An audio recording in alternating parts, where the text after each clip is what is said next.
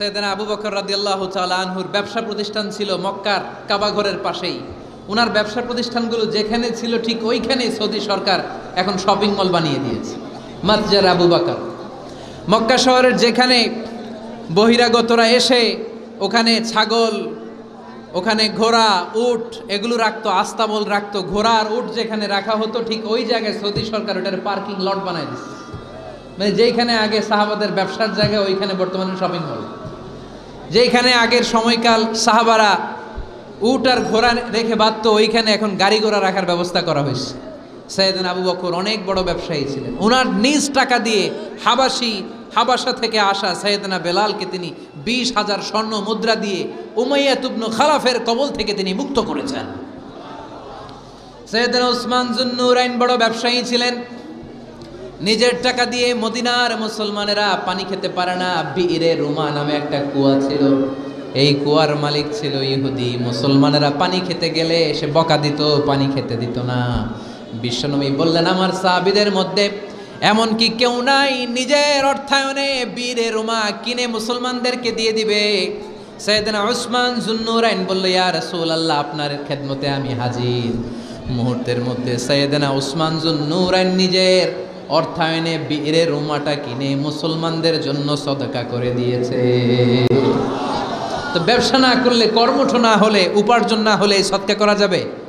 চিল্লায় বলেন, করা যাবে? সুনানে তিরমিজির বর্ণনা, বিষ্ণু ঈসা ইসলাম মক্কা থেকে যত সাহাবারা হিজরত করে মদিনায় এসেছে, মদিনাতে কোনো না কোনো সাহাবার সাথে বিশ্বনবী ভ্রাতৃত্বের বন্ধনে আবদ্ধ করে দিয়েছে। সুবহানাল্লাহ পড়েন। এজন্য মক্কা থেকে যারা এসেছে এদেরকে বলে মুহাজির। এদেরকে কি বলে? আর মদিনায় যারা ছিল এদেরকে বলে আনসার। এদেরকে কি বলে?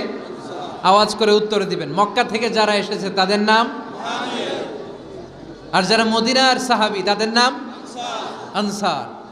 আজকে এই মাহফিলে লক্ষ্মীপুর এর বাইরে থেকে কারা কারা আসছেন দেখি?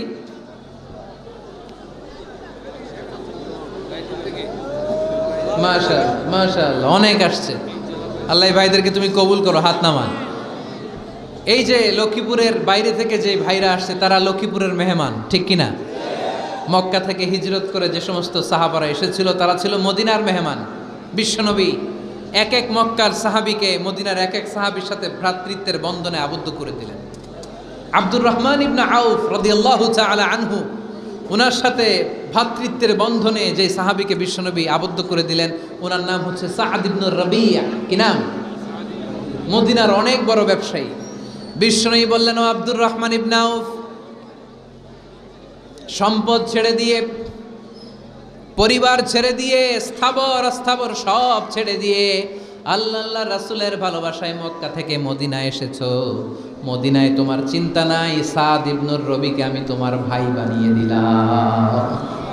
সাদ ইবনে রবি তোমার আপন ভাইয়ের মতো। সাদ ইবনে রবি বলল, আব্দুর রহমান, জীবনে তোমারে কোনোদিন দেখি নাই, তোমারে আমি চিনি না, তোমার নাম শুনি নাই, কিন্তু বিশ্বনবী তো তোমার দায়িত্ব আমাকে দিয়েছে। আমার চেয়ে বড় ধনী এই মদিনার মধ্যে দ্বিতীয় কেউ নাই। আজ থেকে তুমি আমার ভাই, আজ থেকে তুমি আমার কি? আল্লাহ আমাকে যত সম্পত্তি দান করেছে তার অর্ধেক সম্পত্তি আমি তোমার নামে দিয়ে দিলাম। ও আব্দুর রহমান ইবনে আউফ, শুধু তাই নয়, রব্বুল আলামিন আমাকে 2জন স্ত্রী দিয়েছে। কয়জন? তুমি দেখো আমার কোন স্ত্রীকে তোমার বেশি ভালো লাগে, যার নাম তুমি বলবে সাথে সাথে আমি তারে তালাক দিয়ে দিব।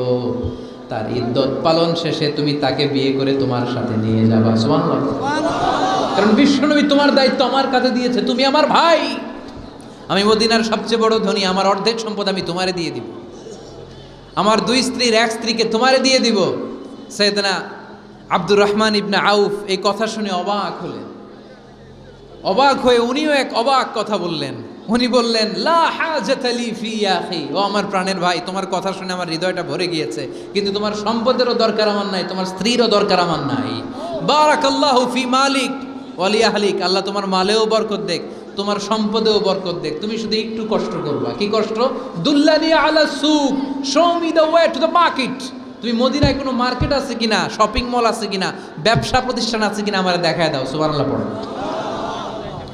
আমরা হইলে কি করতাম? লক্ষ্মীপুরে যারা আসছে এদের একজনের যদি বলা হয় ভাই আপনি এখন থেকে লক্ষ্মীপুরের ভাই, আমার অর্ধেক সম্পদ আপনারা দিয়ে দিব, কি করবে? পায়ের উপর পা তুলে খাবে আর বলবে কি আনন্দ আকাশে বাতাসে, ঠিক কি না? এরপর যদি বলি ভাই আমার দুই বউ যেটারে সুন্দর লাগে বলেন তালাক দিয়ে দেই, নিয়ে যান, কি বলবে? কি আনন্দ আকাশে বাতাস। আল্লাহ রাসূলের সাহাবী আব্দুর রহমান ইবনে আউফ বললেন লা হাজাত লি ফি, আমার দরকার নাই, দুল্লানি আলা সুক, just show me the way to market, এখানে মার্কেট কই আছে দেখায় দাও। অবাক হয়ে গেলেন সাদ বিন রবিব, বললেন ও আব্দুর রহমান ইবনে আউফ, ঠিক আছে তুমি যদি নিতে না চাও তোমার আমি জোর জবরদস্তি করব না, শুনে রাখো মদিনাতে ইহুদিদের কয়নুকার একটা বাজার আছে। এই কথা বলার সাথে সাথে আব্দুর রহমান ইবনে আউফ চলে গেলেন। এর পরের দিন অল্প কিছু পনির আর ঘি দিয়ে ব্যবসা শুরু করলেন। পনির আর ঘিয়ের ব্যবসা করতে করতে করতে করতে ব্যবসায় তিনি এত লাভ করলেন, উনি বললেন আমি যদি কখনো মদিনার বালুর মধ্যে হাত দিতাম ওই বালুটারও সোনা বানায় দিত কে? দুল্লানি আলা সুক। লক্ষ্মীপুরের কর্মঠ যুবক ভাইয়েরা, এ আব্দুর রহমান ইবনে আউফ আমাদের প্রেরণা। উনি অন্যের ঘাড়ে পাড়া দিয়ে খেতে চায় নাই, আরেকজনের উপর ডিপেন্ডেন্ট বা নির্ভরশীল হতে চায় নাই। তিনি স্বাবলম্বী হওয়ার শিক্ষা লেসেন কিয়ামত পর্যন্ত গোটা বিশ্বের যুবকদের জন্য রেখে গিয়েছে। চিল্লায় বলো ঠিক কিনা? দুল্লানি আলা সুক, show me the way to market. Market কোথায় দেখাও। পনির আর ঘি নিয়ে ব্যবসা করতে করতে কয়েক মাসের ব্যবধানে ইতিহাস সাক্ষী সৈয়দনা আব্দুর রহমান ইবনে আউফ মদিনার বিশাল বড় বিজনেস ম্যাগনেটে পরিণত হয়ে গেলেন। চিল্লায় পড়েন আল্লাহু আকবার।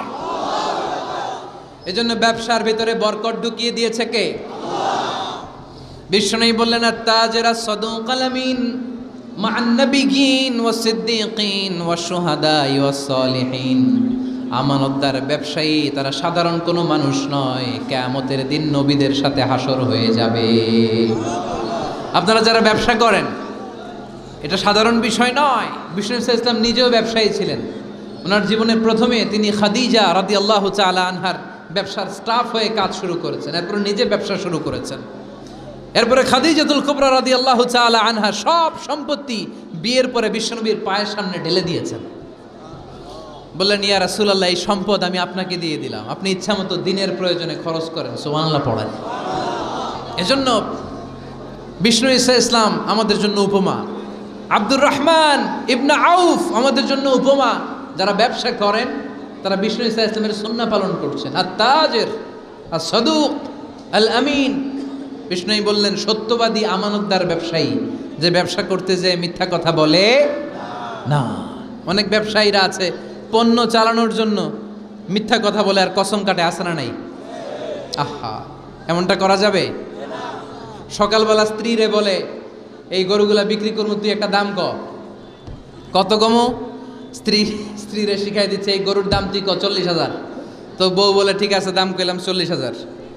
তো এরপরে বাজারে যখন গরু বিক্রি করতে যায় একজন যখন বলে যে ভাই এটা 30,000 টাকা দিয়ে কিনবো, কয় ভাই আল্লাহর কসম সকালে একজন 40,000 দাম কইছে আমি দেই নাই। আছে না নাই? কৌশল করে। বউরে শিখাইছে সকালে, কয় তুই দাম কর 40,000। তো বাজারে যে কয় সকালে একজন দাম করছে, দাম করে কইছে 40,000 দেই নাই, আপনারা 30,000 কেমনে দেই? এরকম ডাকাইতে আছে না নাই? আলহামদুলিল্লাহ লক্ষ্মীপুরে এরকম লোকজন নাই। আরে নাই, আমি কই নাই, এরা কই আছে। লক্ষ্মীপুরের মানুষ খুব ধার্মিক আমি জানি। লক্ষ্মীপুর, নোয়াখালী, ফেনী এই বেল্টের লোকজন খুব আল্লাহওয়ালা। এদের মধ্যে আল্লাহওয়ালার সংখ্যা বেশি,